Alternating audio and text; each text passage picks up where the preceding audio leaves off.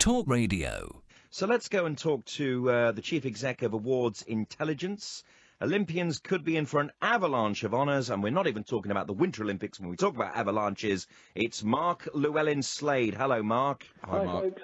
Now, as usual, Mark, we have a slight difference of opinion here in the studio. Ash thinks that giving out a gong for sporting achievement is enough, and I'm saying that, for example, someone like the GB women's hockey team, they all deserve an MBE for services. Even the whole hockey team? The whole hockey team. Lot. I mean, you're giving them the out whole hockey team. Like water. Not damehoods and knighthoods, but just an MBE. And, of course, the big man, Sir Mo Farah. What do you reckon, Mark? Well, I'm with you, Johnny. I'm delighted that Theresa May has endorsed the idea of a bumper batch of gongs for our golden girls and boys in the honours list. And let's not forget as well, Usain Bolt. He's surpassed everybody at the end of the day, and in this post-Brexit era, let's embrace the Commonwealth.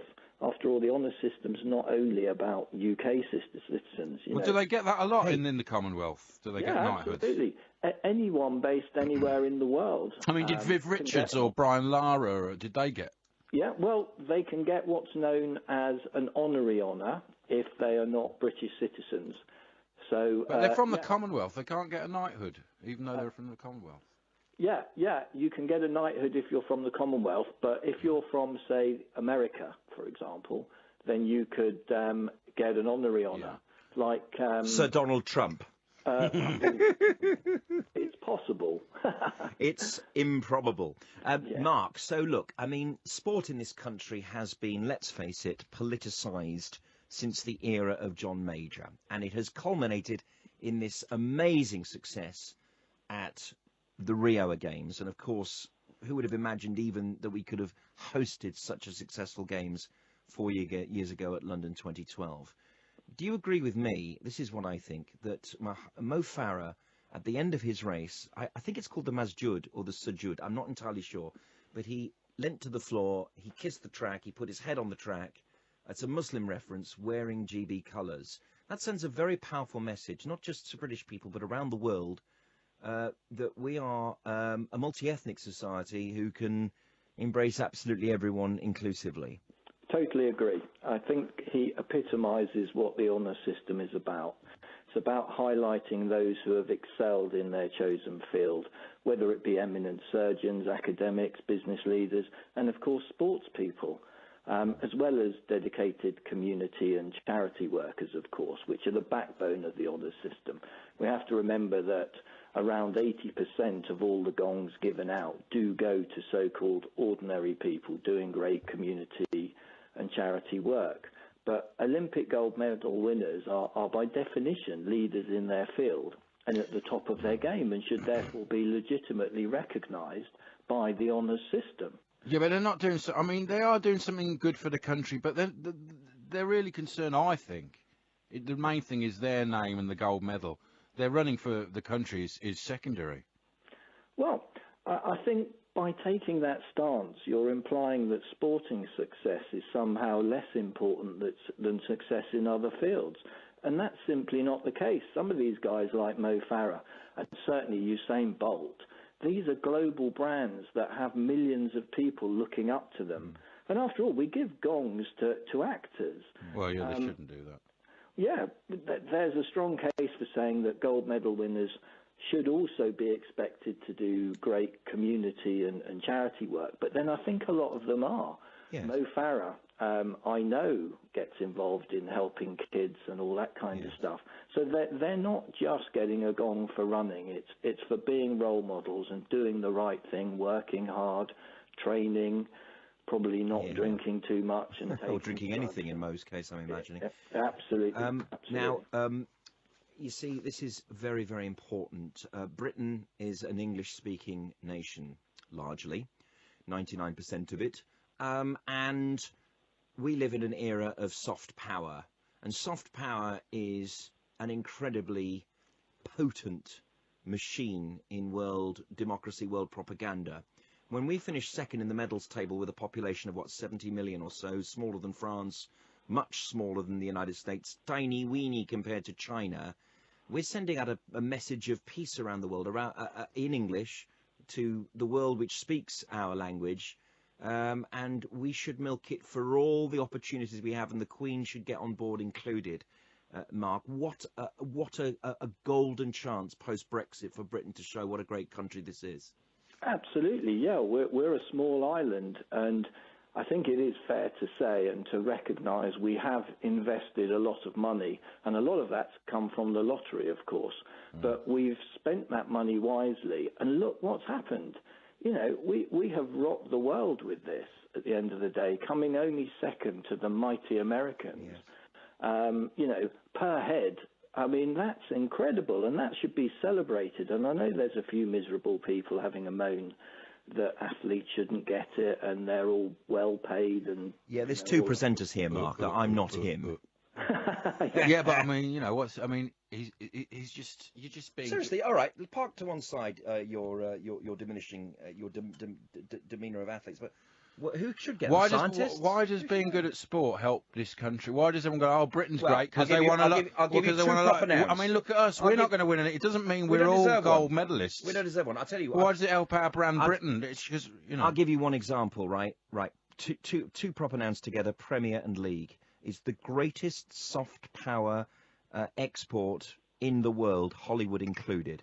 Right, so no one realises we make money. I suppose from buying the shirts abroad, we make money. Not buying shirts. The actual idea that competition, which is not corrupt, the Premier League is an honest league, and you can't say that about one or two of the other world governing bodies out there, right? That every kick has integrity, has the word English written all over it. Never mind our national team's a load of rubbish, but our Premier League is the golden example, not just to Italian football, which has been corrupt in the last 10 years, to French football, which doesn't really exist as a power, Dutch football, which is too small, German football, well, they're having a jolly good go. Football's different to athletics, isn't it? No. Football is soft power, just like the Olympic Games it's every week, isn't it? It lasts Mark, a long time. Mark, sort my brother out.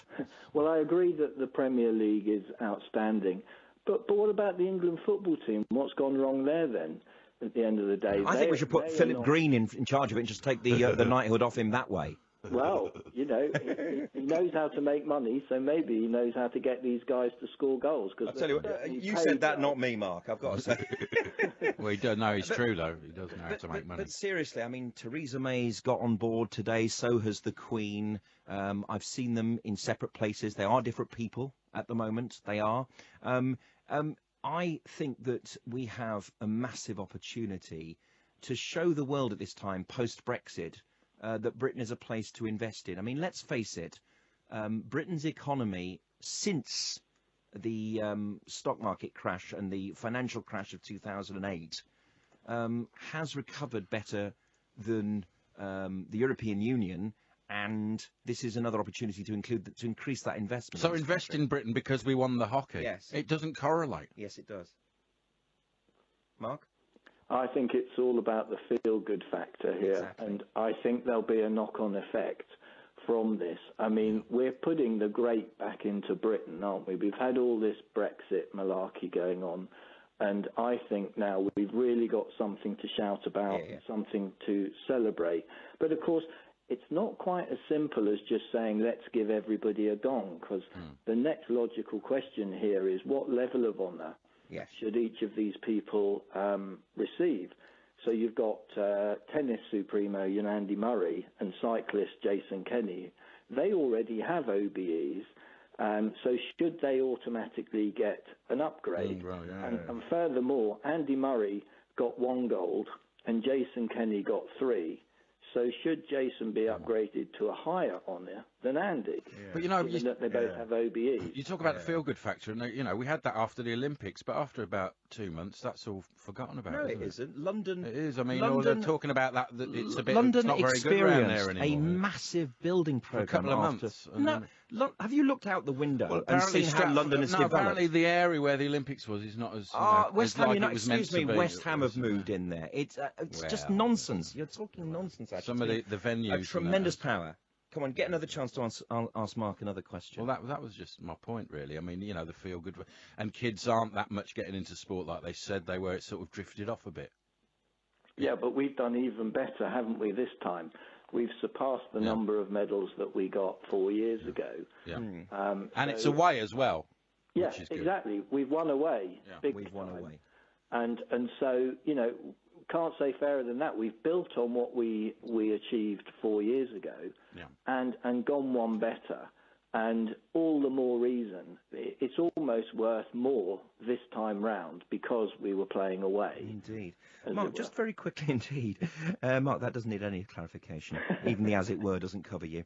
Listen, what is Awards Intelligence? What are you chief executive of? What does it mean? Okay. Well, we're a company that helps people to nominate their friends, family members and business contacts for Queen's Honours. So basically, people come to us to save time because it's a long and time-consuming process to nominate someone for an honour, and we'll also significantly increase their chances of success. So, on average, about 10% of nominations are successful. But you can't ask can you? You've got to be asked, haven't you? You've got to be nominated. Right. Can I nominate Ash for services to broadcasting? Stop it. Yeah. But I accept. Go on, Mark. Yeah. But then, if you rang up and said, I wanted to nominate Ash, then we'd have a chat about Ash's many achievements and surely have a long conversation. A lot more years long than conversation. A lot more years than Mo Farah's done. And I would give you then my honest opinion on his chances. I'm quite happy with that, actually. And then if we both decide it's worth pursuing, then we'll take care of it. It takes a long time. Well, thank you very much. I'm honoured. Yeah, well, there you go, literally. But you can't knock these things out on a wet Sunday afternoon before Songs of Praise and expect to be successful at the end of the day. So it takes time and effort and focus. So it's about helping ordinary people. I love helping ordinary people. Oh, well, there you go, you see. It's all very well for Mo Farah. I don't talk about it, though. I should talk about it more. Yeah. I will. But there's Mavis in Macclesfield and Bert in Bristol. If no one nominates them, so if your listeners know of anybody who's worthy of an honour, crack on, take action, go onto the Government Honours website, download the forms and get them nominated. Because the world's full of people doing great work around the country that never get the recognition they deserve because they're not in the public eye. It's all right for Mo Farah, although he deserves it, of course. But, he's getting, the column inches and all the rest of it at the moment. The advertising serial deal. Exactly. But he's earned his corn. Yeah. Mark Llewellyn-Slade, thank you ever so much for joining us on that. Mark is the Chief Exec of Awards Intelligence. 08444991000.